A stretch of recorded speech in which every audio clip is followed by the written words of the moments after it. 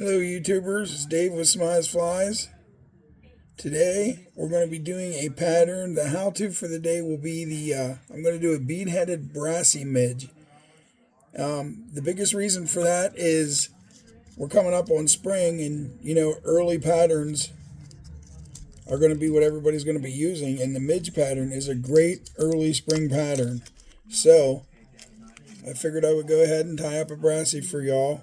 Help you guys. Well, if it does help. If it doesn't, I'm sorry, but we're trying. Anyhow, yeah, we're going to do an early season midge. Mine's just a little different. I've had very good luck on this. I'm going to use a bead today simply because I like to get my line down in, or my fly down into the strike zone quick. So that's why we're doing it with a bead. Not only that, I'm using a fluorescent orange bead, and it's almost like a hot spot. So, it'll give the fish will see it and make them rise to it even more because they'll be able to see it easier, and you'll be able to see it when you're running it through the water. And I don't know if that's important to you guys or not, but I can only base things off of what my experiences have been on the stream. So that's what I'm doing. I'm trying my best here. So let's see what we can do. The slot should go down, I believe. Just like that. That's how I like to put my beads on. I like to put them on the hook this way and drop it right on the point of the hook, and then we get it to come up around. And being that it's a slotted bead, it'll come up just right if I can get it where I want it. I don't know, they're meant to sit down more on a jig hook than anything, but I'm not using it. I pulled it right off the other end. Okay, so we're going to use a different bead because that was more for a jig hook. That's my fault. Give me one moment, you guys. I'm going to search out another bead. And we might be going with a little bit of a different color this time, just because. So I have these. I've got so many beads. If you guys want to get yourself some good beads, I would say Saluda, S-A-L-U-D-A, beads, is a really nice company to get them from. They're not too expensive. And right there's what they look like. I got a whole bunch of different colors. I have a lot of glass beads too, but the reason why I'm not doing the glass beads right now is very simple, because I want the weight of the tungsten beads. And it does matter to me. There's more weight with metal than there is with glass, obviously. But they both serve the same purpose, to get the fly down into the strike zone quicker. I call it the strike zone. But now, then this one's not going to be so much easy for you all to see, but it is going to add flash for the fish to see. And if you're using a strike indicator, you don't really need to see it anyway, especially if you know how to nymph fish. I think I've said this before. I'm a firm believer in the fact that when you're fly fishing, presentation is, I don't know, 90% of it. Nah, maybe not 90. It's at least 70-80% of it. If you can put something by the fly in the right way, as long as it's going with the current drift, you're gonna catch a fish. Sometimes they're gonna be hungry. The hungry ones are gonna be down there, which it seems to me trout are almost always hungry. But anyway, dadgummit, I'm having a hard time with this bead today. Alright, now I'm going to put it down and try to pick it up by my fingers, but my fingers are so big I have a hard time picking up these small objects. Yeah, too hard of a time. So, I'm going to have to try to situate it in. Yep, and I just lost that one too. This is wonderful. The doom of having fat fingers. It doesn't help. My fingers are just so darn huge.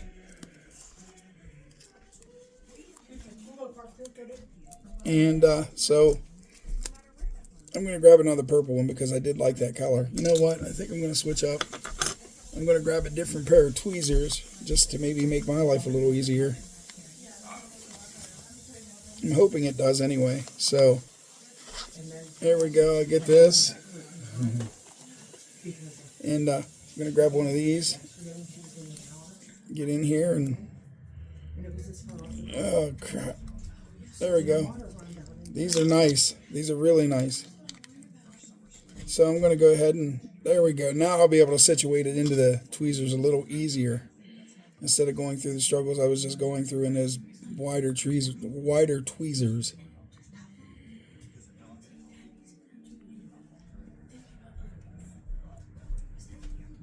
Go right here and try to drop that right on the bead. Hopefully drop it on the hook point and see if it goes. Yeah, there it is. And that's going to be, it's a small bead, so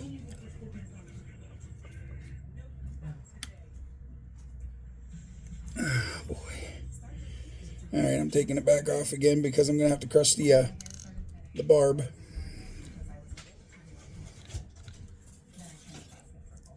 I'll grab another hook.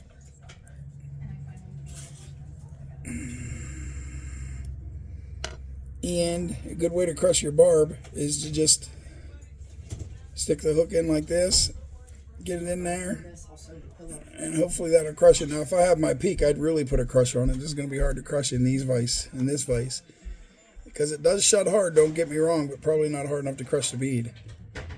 And it's slipping out anyway, so we're going to have struggles here today, it looks like. Not what I was looking forward to, but hey, do we ever.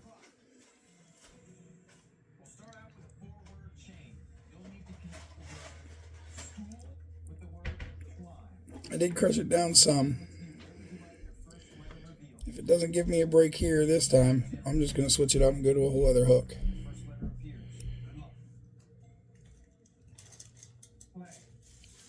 Sorry if it's taking me so long, guys.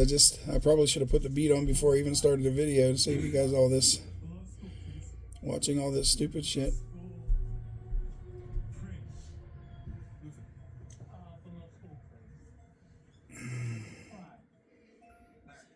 Jeez.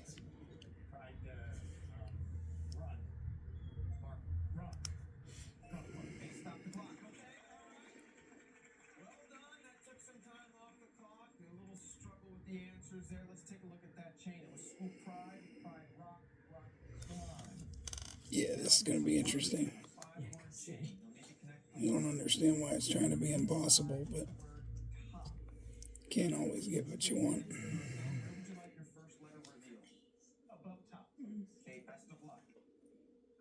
And as you can see, if you've got bigger fingers, beads can be an enemy.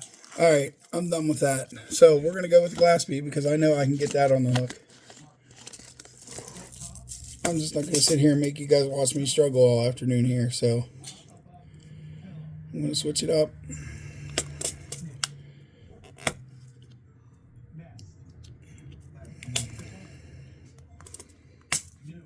I'm going to use like this peacock green. And hopefully I can get that to work out right. That's how it's supposed to go. That's the way it's supposed to go right there. It slid right on like it was nothing. Now it's going to go the whole way around. And then after I do that, I just, you put the hook in as you normally would for getting ready to tie. There it is. I'm right up on top. And on these Brassies, there is no tail. Just, you probably already know that. But, okay. So now I'm going to get this going. Time to lay the thread base down.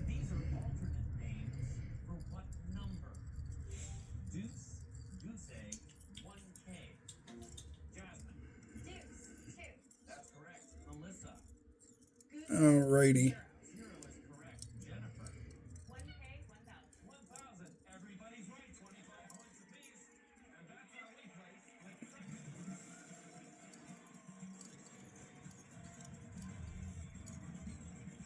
I'm going to wrap right back up to the front of the bead. I like to build a little bit up here. And I'll show you why here in a minute. Well, I'll tell you why. I'm going to be using a piece of Brassies. Are nothing. They're pretty simple. They're wire wrapped up your hook. A little bit of peacock curl behind the bead.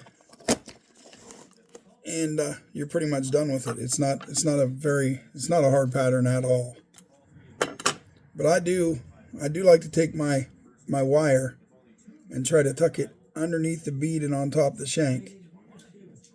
Two things it does. It gives me a second to, if I get it under there right, I can let go of it for a second. It will stay there without having to wrap thread. And the other thing it does is it definitely helps hold that bead in place.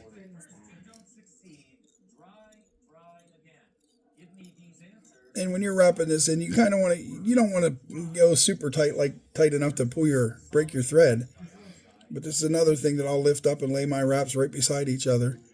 And I'm giving them, I would say, I don't know, 80% tightly wrapped things instead of 100%. You know, you definitely want it wrapped in pretty tight. A couple of reasons I do that is when you're putting this bead in, you want to keep it on top of the shank too. That's always an important thing, or at least try to. So far it's staying right up there because of the way I'm wrapping it. But when you tie this in, it makes your thread look like you've got a really strange looking hook shaft. And the tighter you wrap it, the less you'll see all that. And then on the way back up, I will fill in any gaps I may have missed wrapping. I'll get it up here. And I'm also going to try to build up a little bit of a taper. And that's up to you whether you want to put the taper in or not. I like to use a taper just because I feel like it makes the fly look just that much more realistic. And considering I go for semi-realistic flies, this is where I'm at.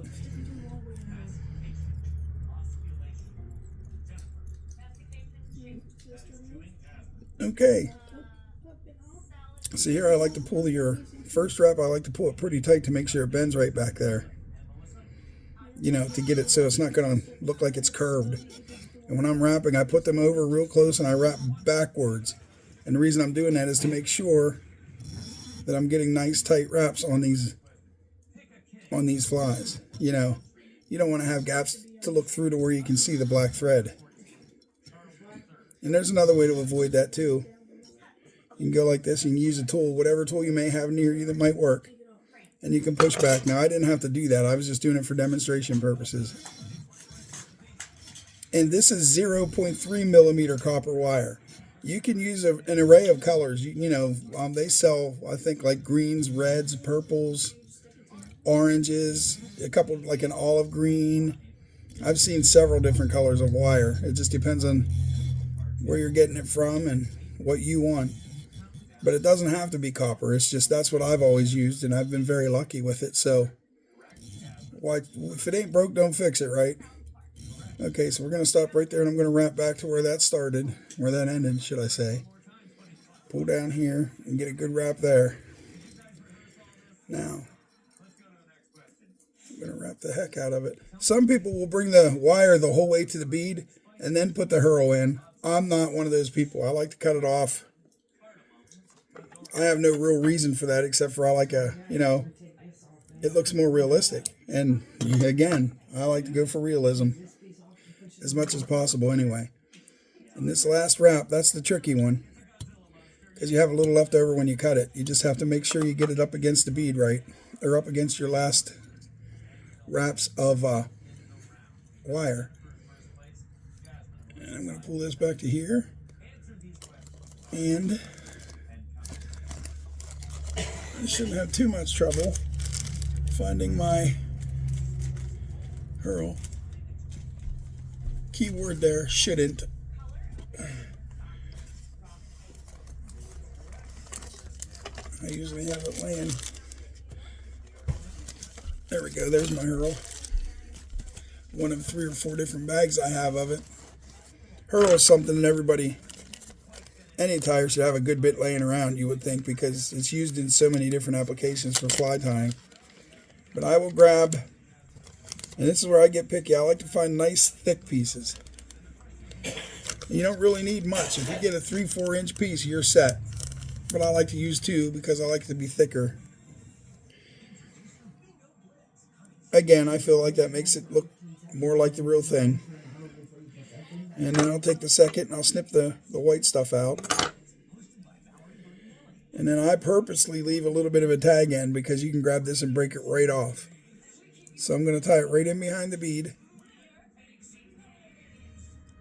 And keep wrapping towards that bead, and then I'll wrap back to where my wire started, which is, or should I say ended.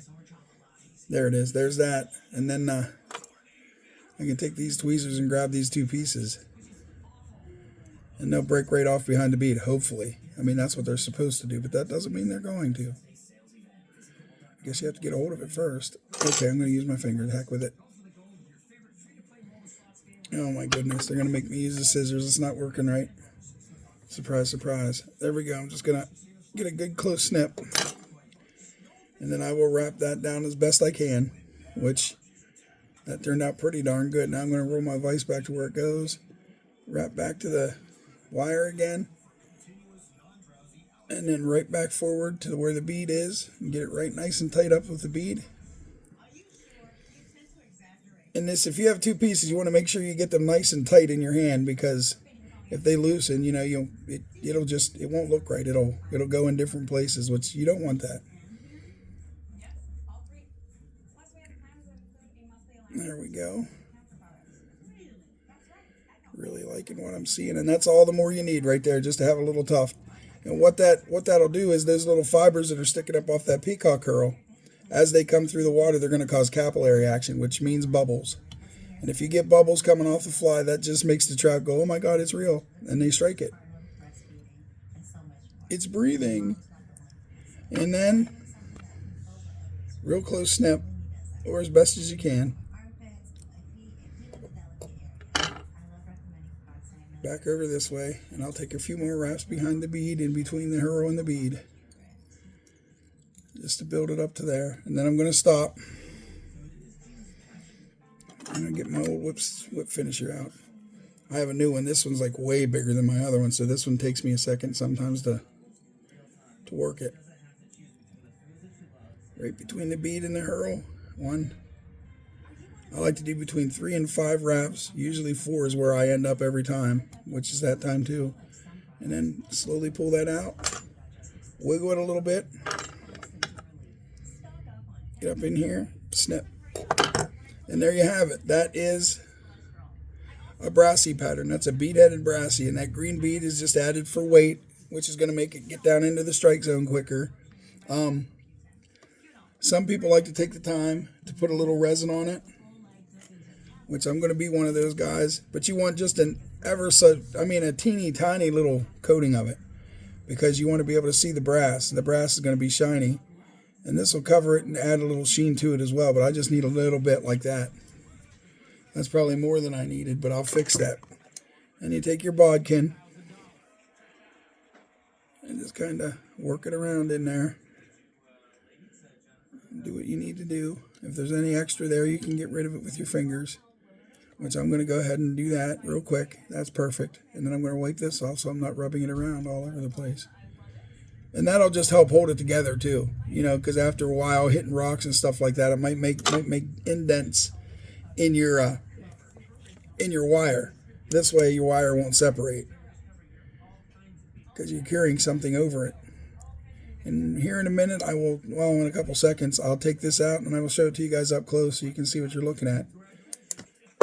And this, my YouTube friends, is the Brassie. A very, very, very good early season pattern. Like, you know, actually they'll even still work it if there's still a little snow on the ground. I mean, these are one of the early patterns, and basically mid-larva type thing. But there it is. And maybe even a better view if I have a little bit more black in the background. We'll do that. There is the Brassie, y'all.